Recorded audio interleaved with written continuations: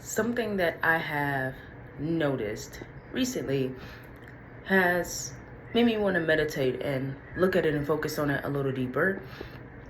And that is my niece. I have a niece who is going to be 2 on the 26th. Happy birthday, Mama. And I've noticed that her brothers, we didn't go through the terrible twos with. And I'm wondering, like, what is it about the terrible twos? What and why and how and why is she just throwing these temper tantrums? And then I was like, why are you labeling that and labeling her as being terrible because she's 2? Well, she's going to give you what you say she is. And so I meditated on it, and I woke up this morning like, she's just trying to find her identity. She's trying to find who she is and get an understanding, but she's also in that space where she's still a baby, but she's growing into her independence and she wants to be self-reliant. And then I was reading that book and reading another book, and they said a lot of people stop being self-reliant as children. And I've noticed that with her brothers, I gave them a lot of independence and autonomy because I like independence and autonomy. And if they wanted to know something, I'd show them. If they wanted to do something, I didn't instantly say you can't because you're a kid. I showed them a way that they can do it so that they won't hurt themselves or make a mess. Because I understand kids. I've been raising kids, taking care of kids since I was a little. I'm really good with kids, so I have a really big and good rapport with children. And I said, no, she's just trying to look for her identity. That's because she wants to put on everyone's shoes. She wants to put on her own clothes. She wants to do her own hair. And then I looked at it like, why is it that she's being this way? She's the first girl in 11 years in the family. The first girl is my mother's first grandchild. My first version of my brother and his wife recreated. She's the first one. After that, it was boys. And the terrible twos is not something that is feminine, because they had that moment, but it wasn't terrible. Not because I didn't label it that. It wasn't terrible because I started showing them how to do things that they wanted to do. And I made it to where they could do it and they're not hurting themselves or making a mess. And I didn't yell at them if they did something wrong. And then I said, well, we're just expecting for her to be a girl and for her to be good every time. And we're expecting for her to be innocent. They're all innocent. She's just trying to find her own identity, her own way of doing things. So she wants to put on her own clothes. I won't tell her she can't. But I'll put them on and show her how to finish it. And now getting her dressed is different. She wants to pour her own cereal. Well, I'm not going to let her do that, but I'll pour some milk in the cup and let her pour it herself. So now breakfast is different. She's looking for her identity. She wants to walk around and eat. That's because she sees everybody else do it. So I'm not going to walk around and eat. Let's sit down and have a conversation. Now eating is different. She really just can't express what she wants because she's still a baby. But she's looking for her independence and she's looking for who she is in the world. And of course, because she has brothers, she's going to take her shirt off. I'm not going to make it bad because she has brothers. That's what she's used to. I was that way because I was around boys. I was the first girl. So I'm not going to do that, but I'll tell the brothers, put a t-shirt on.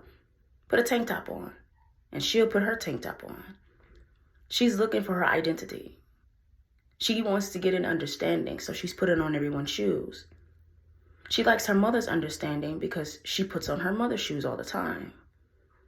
It's some of these things that we have to start looking at differently, because it's not what we think, but as adults, we have to have an understanding. And we can't expect for children to just know, because we feel like we just knew, or like me, I grew up just knowing. I grew up having to just know because my mother worked all the time. My dad wasn't there as consistent. And then as I got older, I was given independence. So I just knew. But I'm different. I'm very different. You ask my mother, I am different from everyone else. But I started out just like her.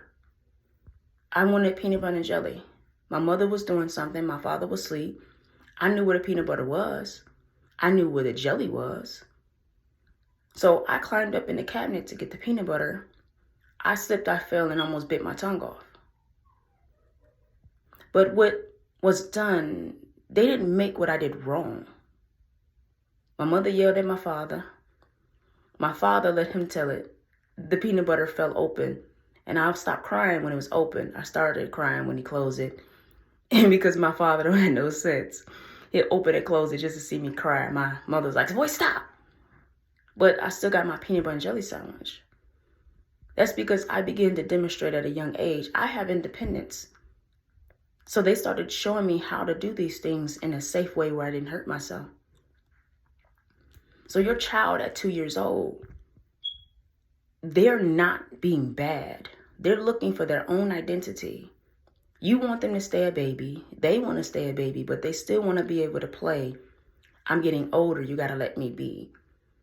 That's when you start explaining and giving them an understanding at 2 years old. That helps. So now she's going to get a cup of milk in the morning so she could pour it in her cereal herself. She wants to do hair. I understand that. She's a girl. My nephew wanted to play in hair. I understand that. Just because he's a boy don't mean he wants to be gay. He's only 2. But he sees everybody else doing hair, so that's what he wants to do. So I started showing them boy things, like in that stage where they're being what you may think is bad or disagreeable or just terrible. They're looking for who they are, and they're looking to you, but they're trying to express who they are, and they're going to show you what they like. And that's when it's your job as a parent to understand that baby and give them an understanding that makes it to where now the two of you can coincide together without having to feel like you got to beat that child. Oh, no. But it is different from gender to gender, of course, but don't be gender specific. But find a way to understand why that child wants to do that. And it's also because they don't really have the language to express themselves either. So if the baby can't say bottle, they're going to cry.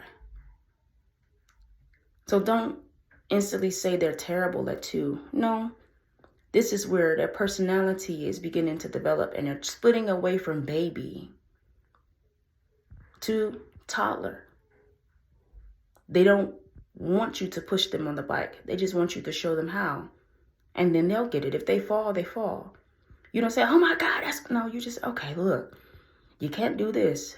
You kiss the boo-boo, you wipe it off, and you let them go back at it. Because if you don't, like I did, they'll find someone else who will.